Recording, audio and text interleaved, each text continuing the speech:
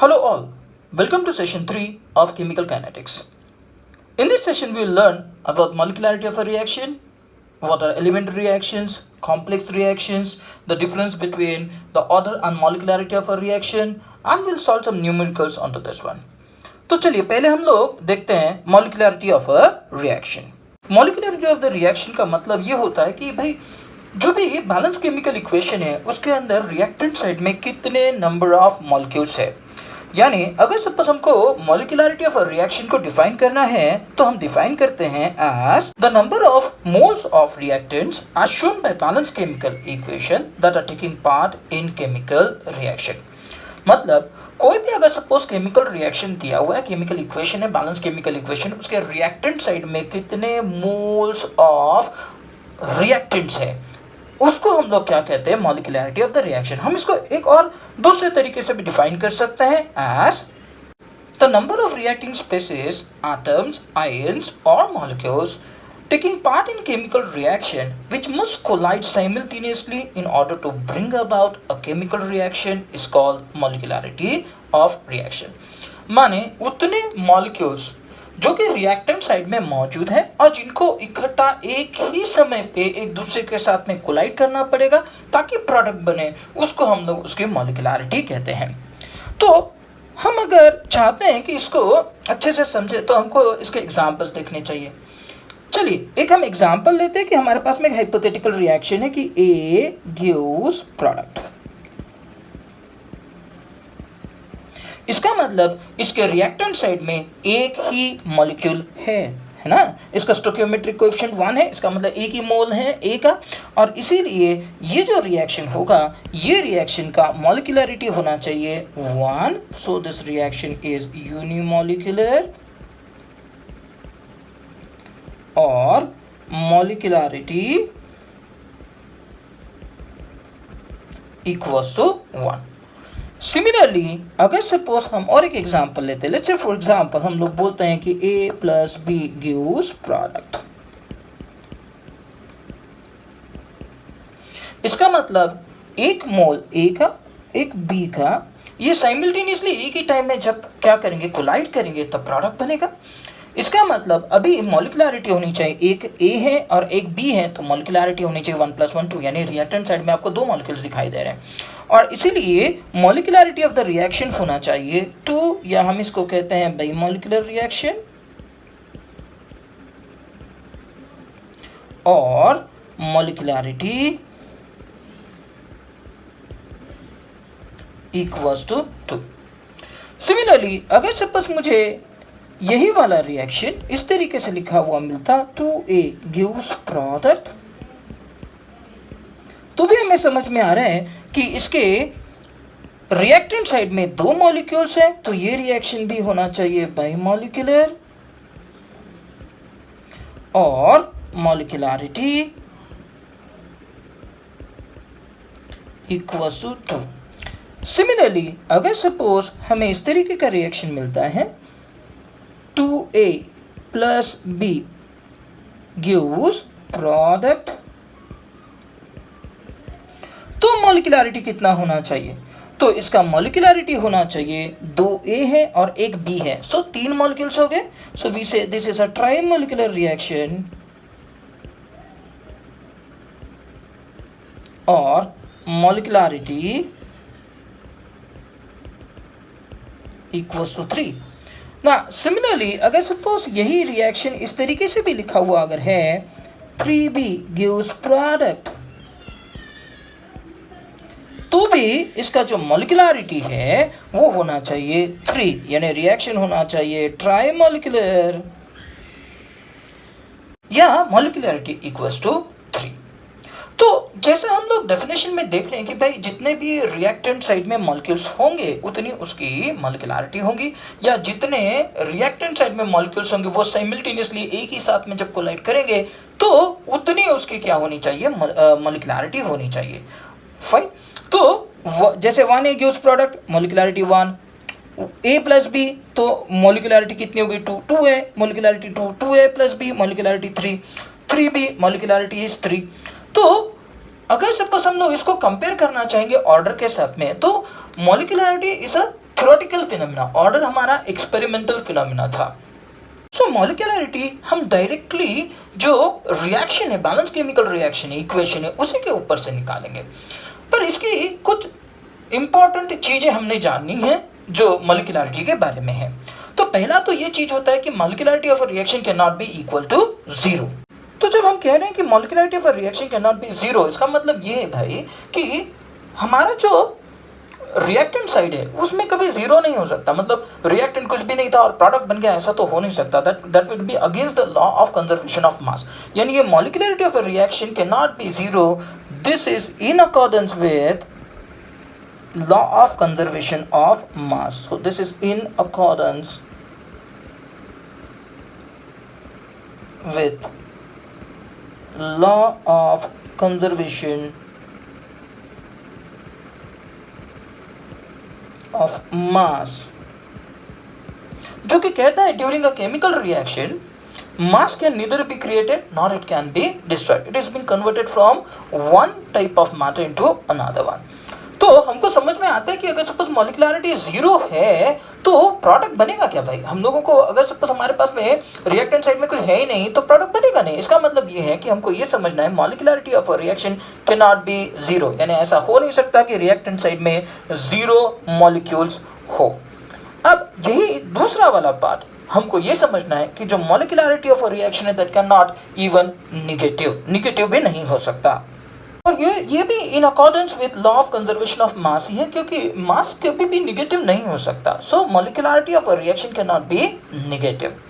हम तीसरा वाला पॉइंट बात करते हैं। तो तीसरा वाला पॉइंट ये है कि जो मॉलिक्यूलरिटी है रिएक्शन की, it can not be fractional. जब हम कह रहे हैं molecularity of a reaction can not be fractional, what does that mean? इसका मतलब ये है कि अगर सपोज हम लोग बात करें एक रिएक्शन का, जैसे N2 + thrice-H2 gives twice NH3, तो इस रिएक्शन में 1 मोल यहाँ 3 मोल रिएक्ट करेंगे, 3 mole hydrogen 1 mole nitrogen to form 2 moles of ammonia. तो whenever we say so, हमको पता है कि whenever the particles react, they'll react in a simple whole number ratio। या फिर हम ये समझते हैं कि भाई जो स्मॉलेस्ट कंस्टिट्यूएंट है कोई भी सब्सटेंस का which will be having an independent existence, वो होता है मॉलिक्यूल। और मैं अगर सपोज रिएक्शन में इस तरीके से लिखूँ 1/2, 3/2 और NH3, okay, the reaction is balance. पर ऐसा कभी होगा नहीं कि आधा मॉलिक्यूल नाइट्रोजन का रिएक्ट कर रहा है, 3/2 दैट इज 1.5 मॉलिक्यूल्स हाइड्रोजन का रिएक्ट कर रहे हैं। We need to always take a whole number. कभी भी मोल जो है एक होल नंबर रेशियो में ही रिएक्ट कर रहे हैं। हम अपनी तरफ से बैलेंस करने के लिए करें, क्योंकि सिंपल जो सबसे सिंपलेस्ट फॉर्म या सबसे स्मॉलेस्ट यूनिट जो इंडिपेंडेंट एग्जिस्टेंस रखता है वो मॉलिक्यूल है। आधा मॉलिक्यूल हम लोग ऐसा बोल नहीं सकते। और इसीलिए हम कहते हैं कि जो मॉलिक्यूलरिटी ऑफ अ रिएक्शन है that can not be fractional. इसीलिए reaction N2 + thrice-H2 gives twice NH3 ही होना चाहिए ना। फोर्थ वाला पॉइंट अगर सपोज हम लोग बात करते हैं तो फोर्थ वाला पॉइंट है the molecularity of any reaction, any elementary reaction जो एक सिंगल स्टेप में होता है, शुड नॉट एक्सीड 3। जब हम ऐसा कह रहे हैं कि मॉलिक्यूलरिटी शुड नॉट एक्सीड 3 यानी should not be greater than 3, ऐसा क्यों? क्योंकि देखिए अगर सपोज एक ही मॉलिक्यूल है, यानी यूनिमॉलिक्यूलर रिएक्शन है, एक ही मॉलिक्यूल है, लेट्स से फॉर एग्जांपल ये A है। Now this A is giving product, ये A particle है which is giving product। ऐसा तब हो सकता है जब ये खुद ही से क्या हो जाए, डिसोसिएट हो जाए, दो टुकड़े में बच जाए, डिसोसिएशन हो और प्रोडक्ट बने। जब हमारे पास में दो पार्टिकल्स है, let's say A + B gives product, तो हम ये समझते हैं कि पार्टिकल A और पार्टिकल B एक दूसरे के साथ में टकराएंगे। There has to be a simultaneous collision, तभी जाके जो है प्रोडक्ट बनेगा। अगर सपोज हम लोग समझते हैं कि A + B + C, okay, the molecularity is 3, this gives product. तो हम ये समझते हैं कि एट द सेम टाइम एक ही समय पे 3 पार्टिकल A, B और C आपस में एक जगह एक ही समय पे टकराएं, तो ही इसका कन्वर्शन होगा, let's say this is A, this is B और दिस इज सी। तो जब एक ही टाइम पे, एक समय पे ये टकराएंगे तभी इनका जो है प्रोडक्ट बनेगा, विच इज नियरली एक टाइम में तीनों को टकराना जरा मुश्किल पड़ रहा है। लेकिन यही अगर सपोज हम लोग बात करें अभी मॉलिक्यूलरिटी ग्रेटर दैन 3, तो 4 पार्टिकल्स यानी A plus B plus C plus D gives product. In fact ऐसा भी हो सकता है कि 4A गिव्स प्रोडक्ट, ऐसा भी हो सकता है। सो व्हाट हैपेंस कि अगर ये 4 पार्टिकल्स हैं, चारों को इकट्ठा एक जगह पे टकराना simultaneously at the same time जरा मुश्किल है। मतलब जैसे जैसे मॉलिक्यूलरिटी बढ़ती जाएगी साइमल्टेनियस कोलिशन जो है वो पॉसिबल नहीं होगा। और इसीलिए हम कहते हैं कि जो मॉलिक्यूलरिटी है एलिमेंट्री रिएक्शन की जो एक ही स्टेप में होती है, तो उसका molecularity can not be greater than 3। हाँ, लेकिन ऐसा हो सकता है कि पहले ये 2 मॉलिक्यूल्स आपस में रिएक्ट कर जाए और फिर ये 2 मॉलिक्यूल आपस में रिएक्ट कर जाए और फिर ये आपस में रिएक्ट करे। इसका मतलब this will take more than 1 step. मतलब अगर एक से ज़्यादा स्टेप्स होता है तो ऐसा हो सकता है, लेकिन एक ही स्टेप में, सिंगल स्टेप में मॉलिक्यूलरिटी कैन नेवर एक्सीड 3। सो 3 से ज़्यादा मॉलिक्यूलरिटी नहीं हो सकती। सो ये 4 पॉइंट्स हमको ज़रूरी है मॉलिक्यूलरिटी के बारे में कि पहला कि मॉलिक्यूलरिटी 0 नहीं हो सकता, मॉलिक्यूलरिटी नेगेटिव नहीं हो सकता, मॉलिक्यूलरिटी फ्रैक्शनल नहीं हो सकता, और मॉलिक्यूलरिटी जो है of elementary single step reaction will never exceed 3 या it will not be greater than 3। और ये जो मॉलिक्यूलरिटी है ये थ्योरेटिकल कंसेप्ट है, जबकि ऑर्डर जो था वो हमारा एक्सपेरिमेंटल कंसेप्ट था। तो आइए हम लोग देखते हैं what is the difference between molecularity of a reaction and order of a reaction. Reaction का मॉलिक्यूलरिटी और उसका ऑर्डर जो है उसके बीच का डिफरेंसेस पढ़ने के लिए let us just consider a hypothetical reaction alpha times A plus beta times B gives product. अब हम डिफरेंस देखते हैं ऑर्डर और मॉलिक्यूलरिटी के बीच में। लेट्स से इधर वाले साइड में मैं मॉलिक्यूलरिटी लिखता हूं और इधर वाले साइड में हम लोग लिखते हैं ऑर्डर। सो पहला वाला डिफरेंस जो मॉलिक्यूलरिटी के और ऑर्डर ऑफ रिएक्शन के बीच में है, वो पहला वाला डिफरेंस ये होना चाहिए कि मॉलिक्यूलरिटी इज थ्योरेटिकल फिनोमेना, जबकि जो ऑर्डर होगा that will be experimental phenomena. अगर सपोज हम बात करें कि जो मॉलिक्यूलरिटी है, so molecularity will be sum of stoichiometric coefficients of reactants, sum यानी अल्फा प्लस बीटा होना चाहिए, जबकि order of reaction must be the sum of active moles of reactants. यानी अगर सपोज हम बात करें कि जो इक्वेशन हमको दिया हुआ है alpha A plus beta times B gives product, उसमें अगर सपोज मुझे मॉलिक्यूलरिटी निकालना है तो हमारे लिए मॉलिक्यूलरिटी होगा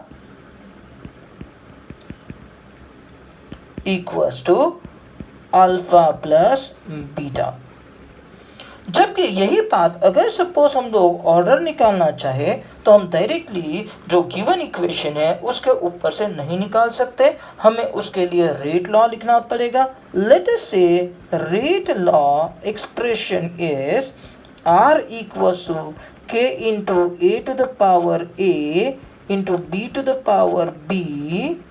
तो order will be equals to A plus B, जहां पे A and B may or may not be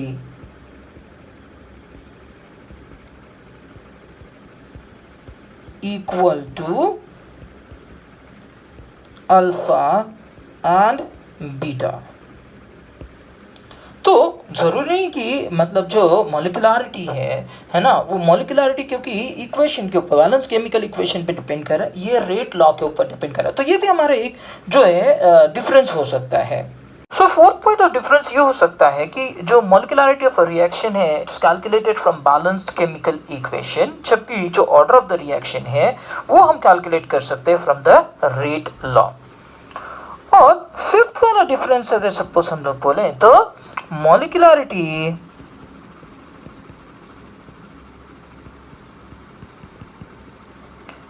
cannot be 0, negative और फ्रैक्शनल, वो हमेशा पॉजिटिव होती है, जबकि जो ऑर्डर है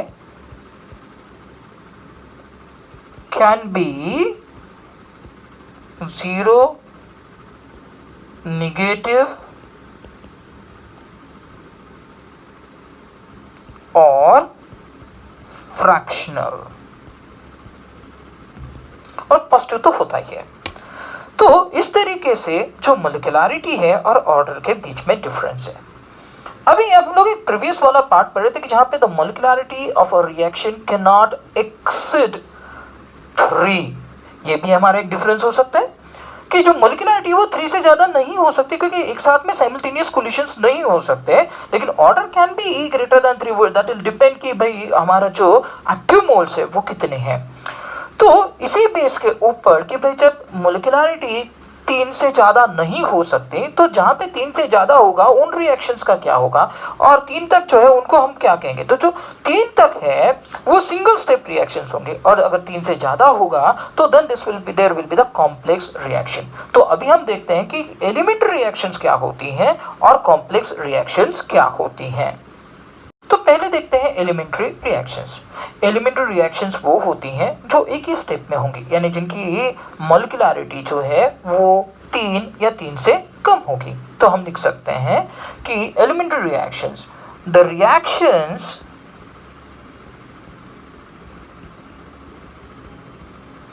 that takes place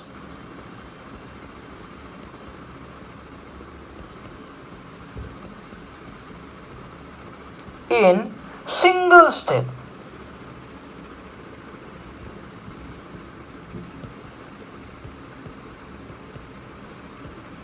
are called elementary reaction.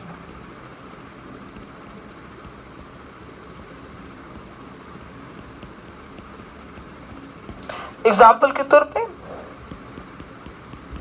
NH4NO2 solid, इसको हीट करते हैं, इसका डिकम्पोजिशन होगा तो give N2 gas plus twice H2O gas. अब ये जो रिएक्शन है वो एक ही स्टेप में हो रहा है, ऐसा reaction is called as an elementary reaction. और जनरली जो एलिमेंट्री रिएक्शन है उनका मॉलिक्यूलरिटी जो है दैट विल बी 3 और लेस दैन 3। अब जानते हैं हम लोग कॉम्प्लेक्स रिएक्शंस के बारे में। अब हम अगर सपोज कॉम्प्लेक्स रिएक्शंस बोलते हैं तो what are the complex reactions. तो the chemical reactions that proceeds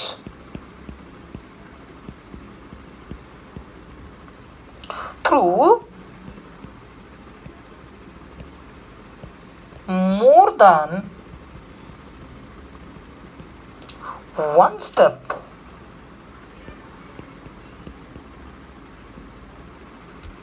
are called complex reactions। और जनरली इनका molecularity should be greater than 3। Example के तौर पे अगर सपोज हम लोग रिएक्शन लेते हैं 4HBr plus O2 gives twice H2O plus twice Br2। अब यहाँ अगर सपोज हम लोग देखते हैं तो हमारे पास में मॉलिक्यूलरिटी 5 हो जाती है, 4HBr है और 1O2 है, तो मॉलिक्यूलरिटी 5 होती है। So certainly this reaction will take place in 3 different steps. अब ये कैसे पता चला, ये हम लोगों को एक्सपेरिमेंट से पता चलता है, जो शॉर्ट लिव्ड इंटरमीडिएट्स बनते हैं उसके द्वारा, है ना, कि भाई this reaction is being taking into step. तो ये 3 स्टेप्स में होता है। पहला स्टेप होता है जिसके अंदर HBr प्लस O2 का रिएक्शन हुआ, This is a slow step, and this gives HOOBr.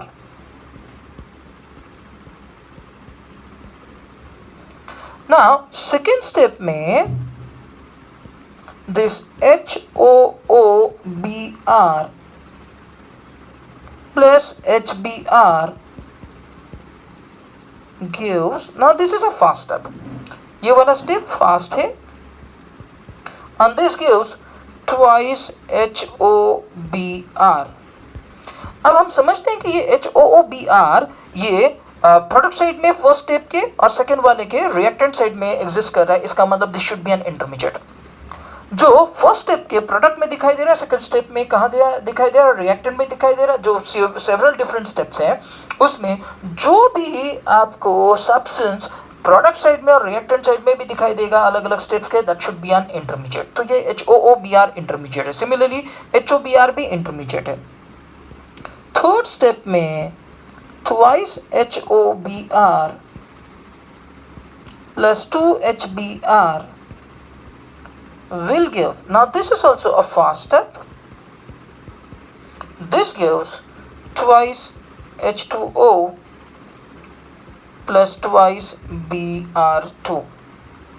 हम अगर सपोज इस सारे स्टेप्स को ऐड कर लें तो हमको फिर से वही इक्वेशन मिलना चाहिए जो हम लोगों ने लिया हुआ था. फॉर एग्जांपल यहाँ पे intermediate should be cancelled out, ये HOBr भी कैंसल आउट हो गया. तो हम लोगों को नेट रिएक्शन क्या मिलना चाहिए, HBr 2HBr यानी 4HBr plus O2 should give twice H2O plus twice Br2. सो क्योंकि साइमल्टेनियस कोलिशन 3 से ज़्यादा पार्टिकल, 4 नहीं 3 से ज़्यादा पार्टिकल्स का एक साथ में पॉसिबल नहीं है एक टाइम पे, और इसीलिए हम कहते हैं कि the reaction will always take place in more than one step. So वो कॉम्प्लेक्स रिएक्शन होना चाहिए जिसका molecularity will be greater than 3. अब इसमें जो सबसे स्लो वाला स्टेप है, सबसे स्लो वाला step will be always rate determining step, क्योंकि उसी के ऊपर रेट ऑफ रिएक्शन डिपेंड करेगा. सो ये जो मैकेनिज्म था या ये जो हमारा स्टेप वाइज जो डिनोशन था जिस उस रिएक्शन का 4HBr प्लस O2 वाला, तो उसमें पहला वाला स्टेप स्लो स्टेप है, सो इसलिए वो रेट डिटरमाइनिंग स्टेप है. And generally the order of the reaction is calculated from rate determining step. जबकि जो मॉलिक्यूलरिटी होती है वो मॉलिक्यूलरिटी को कॉम्प्लेक्स रिएक्शन में बहुत ज़्यादा सिग्निफिकेंस नहीं होता. हम अगर एलिमेंट्री रिएक्शन की बात करते हैं तो एलिमेंट्री रिएक्शन में मॉलिक्यूलरिटी और ऑर्डर वो सिंगल स्टेप से ही पता चल जाएगा. जबकि अगर कॉम्प्लेक्स रिएक्शन की बात करते हैं तो मॉलिक्यूलरिटी को इतना सिग्निफिकेंस नहीं होता. लेकिन ऑर्डर अगर कैलकुलेट करना है तो order will be always calculated from rate determining step. So, after knowing all this concept, हम लोगों को एलिमेंट्री रिएक्शन पता है, हमको कॉम्प्लेक्स रिएक्शन पता है, हमको ऑर्डर पता है, हमको मॉलिक्यूलरिटी पता है. अभी हम कुछ इसके ऊपर न्यूमेरिकल सॉल्व करते हैं. न्यूमेरिकल बन दिया है हमारे पास में कि for the reaction A plus B gives C plus D, doubling the concentration of both the reactants increases the rate of reaction by 8 times, and doubling the concentration of only B simply doubles the reaction rate. Find the rate law. यानी हम लोगों को इस reaction में एक equation दिया हुआ, let's say for example A plus B gives C plus D. Let the rate law R equals to K into A to the power X into B to the power Y, जहाँ पे X और Y active modes है A और B के respectively. Let us call this as equation number 1. अब अगर suppose हम लोग देखते हैं कि पहला कंडीशन क्या दिया है, तो इसमें लिखा है doubling the concentration of both the reactants increases the rate of reaction by 8 times. मतलब according to condition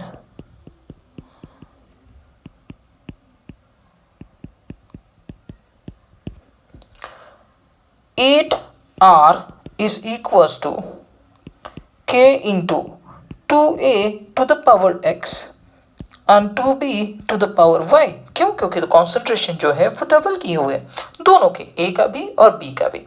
इसको अगर सपोज हम लोग सॉल्व करें तो 8r equals to k into 2 to the power x, concentration of a to the power x, 2 to the power y into concentration of b to the power y, यानी 8r equals to k into 2 to the power x plus y, a to the power x into b to the power y। हमको पता है a to the power m into a to the power n should be equals to a to the power m plus n, तो यहाँ पे 2 to the power x plus y हो जाएगा। Let this be equation number 2. So from 1 and 2,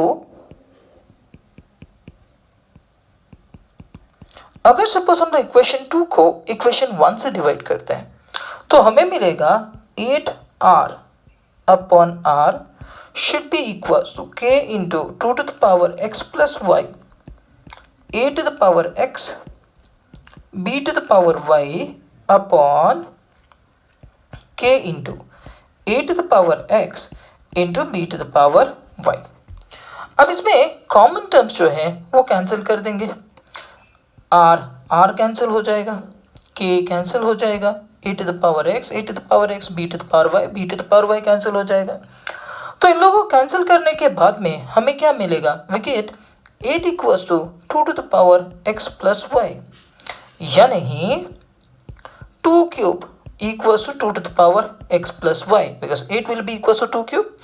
This means x plus y should be equals to 3। अब हम second वाला condition utilise करते हैं। हमको सेकेंड वाला कंडीशन बोला है कि doubling the concentration of only B simply doubles the reaction rate। मतलब according to condition,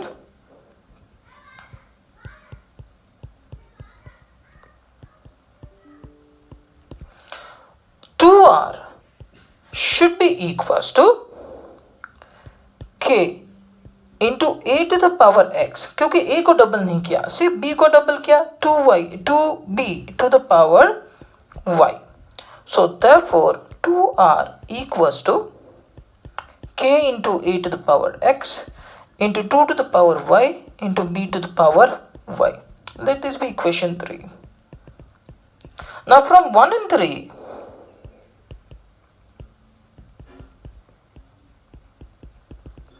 अगर सपोज हम इक्वेशन नंबर 3 को इक्वेशन नंबर 1 से डिवाइड करते हैं तो हमें मिलेगा 2r divided by r should be equals to k into a to the power x into 2 to the power y into b to the power y divided by k into a to the power x into b to the power y। Common terms इसमें से cancel करते हैं तो हमको समझ में आता है r कैंसिल हो जाएगा,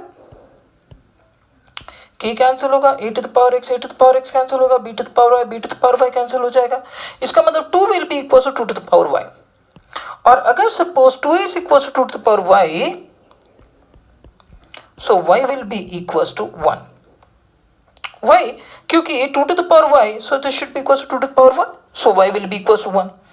अब y का वैल्यू निकल के आ गया, x plus y is equals to 3। so अगर x plus y equals to 3 है, y equals to 1 आया, वैल्यू पुट करते हैं, so x plus 1 will be equals to 3, so x will be equals to 2। so what will be the rate law? तो हमारा rate law होना चाहिए, values put करते हैं, r equals to k into a to the power x का value कितना आया 2 और y का वैल्यू कितना आया बेटा 1, so b to the power 1। so this has to be our answer। So the rate law for this equation is r equals to k into a to the power 2 b to the power 1।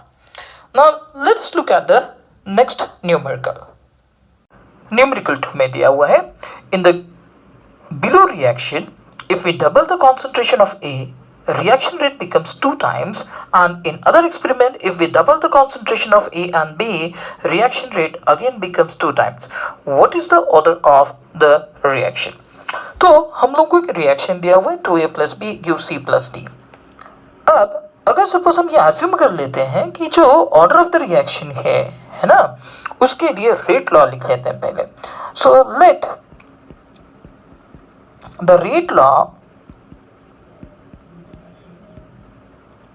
R equals to K into concentration of A to the power X into B to the power Y। इसको equation number 1 बोल देते हैं ना। According to condition,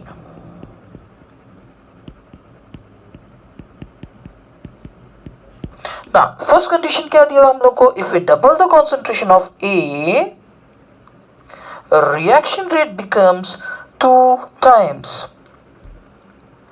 तो हम कहते हैं according to first condition, भाई रेट 2 टाइम्स हुआ है, so 2R will be equal to K into 2A to the power X into B to the power Y। So therefore 2R will be equal to K into 2 to the power X into concentration of A to the power X into B to the power Y। Let this be equation number 2। अब हम क्या करते हैं, equation 2 को 1 से divide कर देते हैं। So from 1 and 2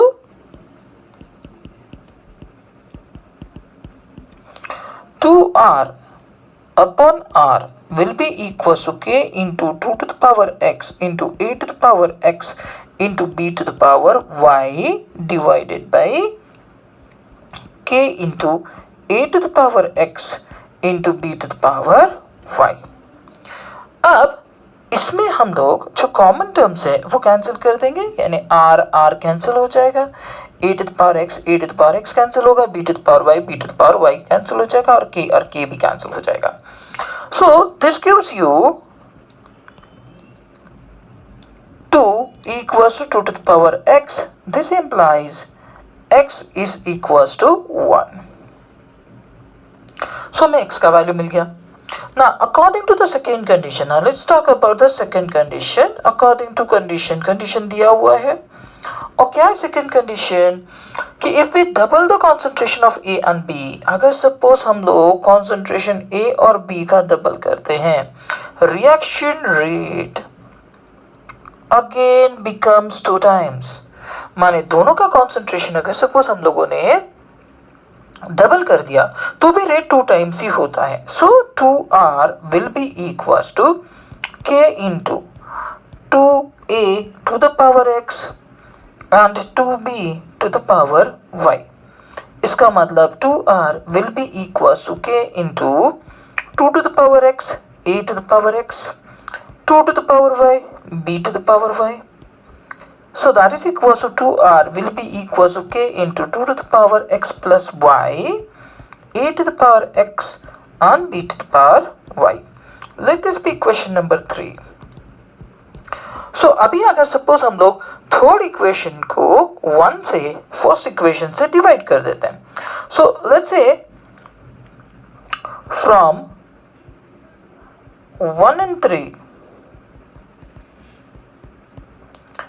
so 2R upon R should be equals to K into 2 to the power X plus Y, A to the power X into B to the power Y divided by K into A to the power X into B to the power Y। Common terms को हम लोग cancel करते हैं, तो R K A to the power X, A to the power X, B to the power Y, B to the power Y। सो इसका मतलब हमको मिला 2 equals to 2 to the power X plus Y। This implies X plus Y equals to 1। But हमको x equals to 1 value already मिली हुई है, so 1 plus Y equals to 1, so y equals to 0। So therefore हमारा rate law क्या होना चाहिए, तो हमारा रेट लॉ होना चाहिए R equals to K into A to the power 1, क्योंकि x का वैल्यू 1 है, और B टू द पावर 0, और इसीलिए ऑर्डर होना चाहिए 1 plus 0 should be equals to 1. Hence, the order of the reaction is 1. अब देखते हैं और एक numerical 3 for the elementary reaction H2 plus I2 gives twice HI if the volume of the container containing the gaseous mixture is increased to 2 times, then the final rate of reaction with respect to the initial rate would be. अब इसके अंदर हमको reaction दिया हुआ है H2 plus I2 gives twice HI. Now let us assume that this is elementary reaction.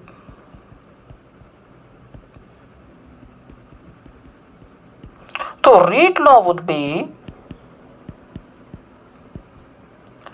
R equals to K into concentration of H2 into concentration of I2.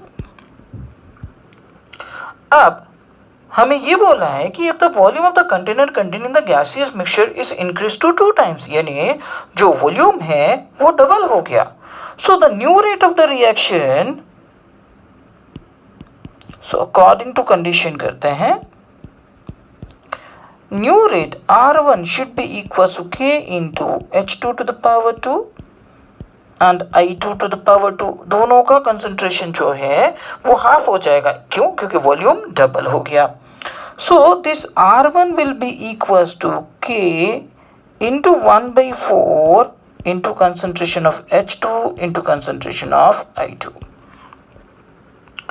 Now what is being asked? The final rate of reaction with respect to the initial rate would be. So अगर suppose हम बात करें तो R1 upon R will be equals to K into 1 by 4 H2 into I2 divided by K into H2 into I2.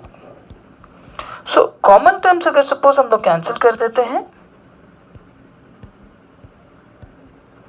K cancels. So now we know that कि R1 upon R will be equals to 1 by 4 या R1 will be equals to 1 by 4 into R. इसका मतलब जो final rate है that will be 1/4 of the initial. लेकिन ध्यान रखिए ये रिएक्शन एलिमेंट्री है तो ही ऐसा हो सकता है. And this has to be given in the question कि भाई H2 plus I2 gives twice HI, that is an elementary reaction. That's all in this session. Thanks for watching. Do subscribe the channel so that you get more videos like this on chemical kinetics and on the syllabus of your 11th and 12th standard.